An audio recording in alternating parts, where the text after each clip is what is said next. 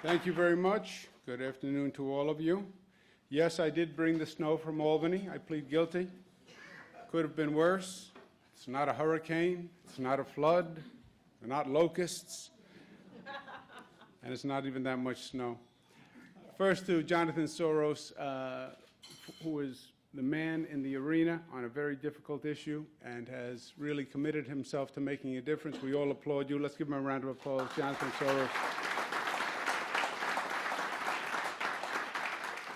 To CED and the Brennan Center and Covington Burling for your hospitality today, thank you very much, and let's give them a round of applause.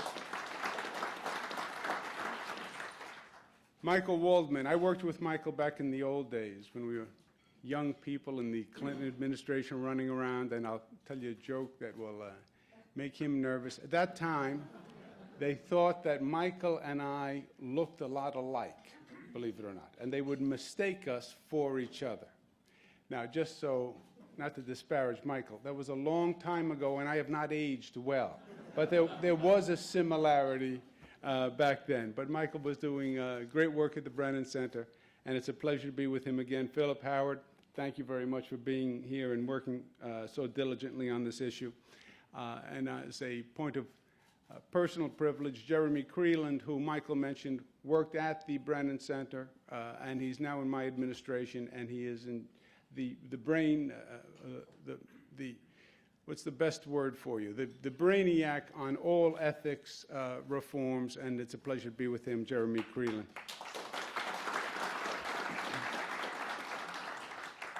I've been asked to address several points that give a context more than anything else for the discussion that you're going to have today. I think the policy is relatively straightforward and clear. We know what we want to do. We know why we want to do it. The real question is a political question. How do you bring change to the political system? And how do you bring change this year? Now, this year is an interesting year in and of itself. It's my third legislative year, and it is an off year for the legislators. And that is good news, I think. Because if there's going to be a display of political courage, it normally comes in the off-year election. And that's where we are during this current year. We have put forth the most ambitious legislative agenda that we have had thus far in this third year. And they've all been ambitious and reform-oriented, but this one is the most ambitious. We have a women's equality agenda that we proposed, which I'm very excited about, that has a New York State codification of freedom to choice in the Women's Equality Act. We have campaign finance. We have a minimum wage proposal to increase the minimum wage.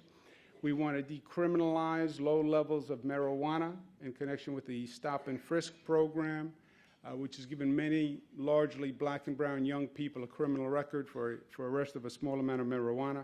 We need to do more pension reform in the state. We are trying to get a constitutional referendum done that would allow casinos in upstate New York. We want to reform LIPA, the Long Island Power Authority. Gun control was right up at the top of the list as a top priority. And then we need to get a budget done. Gun control we did as the second bill on the second day of the legislative session. Gun control and marriage equality are two of what I believe are the best legislative acts that have been done by this legislature over the past 2 years. Some people say we did gun control very fast. I think we did gun control very slow, actually. I think gun control should have been done 30 years ago or more. I believe it's been insane how many people society let die year after year after year because government and society couldn't come to grips with the politics of the gun control issue. And I think in some ways the recent rash of gun violence in Newtown, Connecticut, Webster, New York actually awoke the public and gave them a good shake to where they should have been. And that increase in public awareness is what allowed us to actually get the gun control bill passed. Because awakening that silent majority is what so many of these issues are all about. And the Newtown, Connecticut, et cetera, awaken that silent majority. We passed the bill quickly because some bills, if you don't pass them quickly, you don't pass them at all. And a controversial bill like gun control, I think, fits that regard. We're trying to get a budget done for the third year in a row on time. That might sound fairly boring to most of the people in this room. It's actually not. It's a high point of drama. For many years, Albany did not get a budget done on time. April 1 is the constitutional deadline. And every year there would be this great run-up of anticipation to April 1. Will they get it done on time? Do you think they'll get it done on time? This one says maybe, this one says maybe. And then it would never get done on time. And then the clock would start ticking the other way. It's 1 day late, it's 2 days late, it's 2 weeks late, it's 3 weeks late. And it became this great symbol for the dysfunction and chaos of government. And it really became the flashpoint because people said, you know, in my life, I have to live by certain rules. I have to balance my budget. But my government is immune. And it also was a damning condemnation to a level of dysfunction because it's that they can't even agree on doing a budget for the institution. So it really fed that distrust and the disgust with government. We took it the exact opposite way, and getting a budget done on time became very important for me. So we got the budget done, first budget was done on time, April 1, second budget done on time. This is now the third, which would be the budget equivalent of a hat trick. Last time 3 budgets were done in a row on time is about 30 years, believe it or not. So it goes back to 1984. Piece of trivia, who was the governor in 1984? Mario Cuomo was the governor in 1984. Now, another piece of trivia, detected by the Lieutenant Governor Bob Duffy, not by me. 3 budgets were done in a row in 1984. However, 2 of them were Governor Cuomo's. 1 of them was Governor U.L. Carey. It was the last year of his administration. So if we get 3 in a row, technically, I will beat my old man's record of 2 in a row, but who's being competitive? In terms of campaign finance, my position is I support an aggressive form of campaign finance. I support a public finance system basically modeled on the New York City system. We've had experience there. It's been a great laboratory. So my point is basically just import the New York City public finance system to New York State. We put forth a very aggressive disclosure bill, which is very simple. Disclose all contributions in 48 hours, period.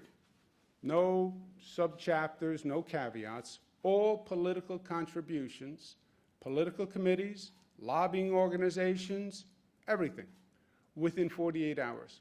So it's basically real-time disclosure, rather than periods that can now be up to 6 months in between disclosure periods. A real enforcement mechanism at the Board of Elections, which right now doesn't exist, and real rules. Campaign funds can't be personal funds, and that line has been blurred over the years, and that needs to be clarified. I want lower campaign limits, because New York State has some of the highest limits in the country now, starting from the reformer in this area. We've gone to the exact opposite extreme. And more regulation on the independent expenditure committees, because I think, as Jonathan mentioned, they are in some ways the most dangerous aspect that is now in this system, albeit a recent intervention. We want real enforcement on the independence of the independent expenditure committee. That's the premise, that they were independent. But these ties now are so close that it really begs credibility that they're truly independent. I would also be more aggressive as to when they're actually engaging in campaigning, thus triggering the disclosure laws, because I think the more disclosure, the better, especially with the independent expenditure committees. The outlook for this year, I am cautiously optimistic if we do what we have to do. Why? Because first of all, change is hard. You know, change is hard in any venue, in any regard. Change is hard in our own personal life, right? Eat less and you will lose weight. Yeah, I get it, but that eating less piece is a problem. So change is hard. Change is then especially hard when you're trying to move a bureaucracy and a status quo. It gets even harder when the change involves the individuals personally. See, for the legislators, this is not about changing a policy that will affect someone else. This is changing a policy that affects them in their livelihood. And they know this area up close and personal. So it is challenging. I believe the independent expenditure committees have made it more complicated because the juxtaposition between an independent expenditure committee and public financing is truly difficult to explain. And the politicians feel a public financing system will handcuff them, and if an independent expenditure committee then parachutes into the race, they'll be defenseless. And on one hand, you're limiting contributions to $175, matching funds. On the other hand, an unnamed committee can come into the race and spend $1 million. And they have seen that happen. So they have a real substantive issue with what protection do they have from an independent expenditure committee, which is a good question, and a question, frankly, I haven't been able to fully answer at this point. I've spoken about the independence, I've spoken about the disclosure, but it is not a prophylactic to the basic vulnerability of Citizens United, which is, yes, you could come up with a very restrictive system with very restrictive limits, and then have an independent expenditure committee come in and totally violate the spirit of what we were trying to accomplish. That has made it more complicated. The good news is people get, especially after President Obama's election, the power in small donors. And the political system gets it. The power of the money in the small donors, the power of the participation in the small donors, the power of the emails in the small donors, and the grassroots and showing up. So that whole world of politics has really been awakened, and that's good news. I think there's also good news in that the public is aware more than ever of the money in campaigns. This presidential election showed them up close and personal, night after night, how distortive large sums of money can actually be. And everyone sat in their living room and watched those television ads, and they didn't know who any of these people were and any of these groups. You know, they all have basically the same name, Americans for America, you know, Americans for the red, white, and blue, New Americans for a new America. You know, it's all. And they see these ads night after night after night, and you don't have no idea who they're about. So I think the public is fed up, and I think that's our opportunity. I also think, as Jonathan suggested, so I don't have to be a boastful governor, the exciting news is when you make a change in New York, it is a change that resonates across the country. We changed the marriage equality law. I saw within weeks the change reverberate across the country. People watch New York. It's not just another state. And when New York does something, other states follow. For many years, we were the progressive capital. We were the progressive leader. We had to deal with these issues first. We were the most complex, the most diverse, the most sophisticated. So the power of example from New York, especially in a field like this, I think could have a national effect. The question for you, if I'm on the panel discussion, which I wouldn't have been invited to be because I'm not as smart as the people on your panel discussion, but the question for you is, how do you best affect change at this time in this system? And there are two basic alternatives, I believe. One alternative is to go to the politicians and affect change through the politician, by changing politicians, by getting a politician to agree with you, by getting a politician to promise, but change through the politicians. The alternative is to affect change through the people. Through the politicians, you are assuming that the politicians will act as they suggested they would act at the time you had the conversation. Mayor Ed Koch, God rest his soul, spent a lot of time getting pledges from the politicians on redistricting, where they would literally sign cards. And they then got to Albany after the election, and they didn't want to follow through on the cards. Now, we had the pledge cards, but there's no real legal action. You can't sue someone for a pledge, you know. Maybe in the court of morality, but that court meets rarely in Albany. So you really, and it was sort of a breathtaking revelation that you could have people who said, I pledge, I'm there, I promise. And then after the election, the memory fades. I prefer route 2, which is you go to the people and you convince the people and you change public opinion and you create public opinion and the politicians follow the people. I believe in the system more than I believe in the politicians because the system is flawless. The system has a very simple equation. You develop popular will, you create a majority of people supporting an issue, and if the politician doesn't follow the people, then you can replace the politician.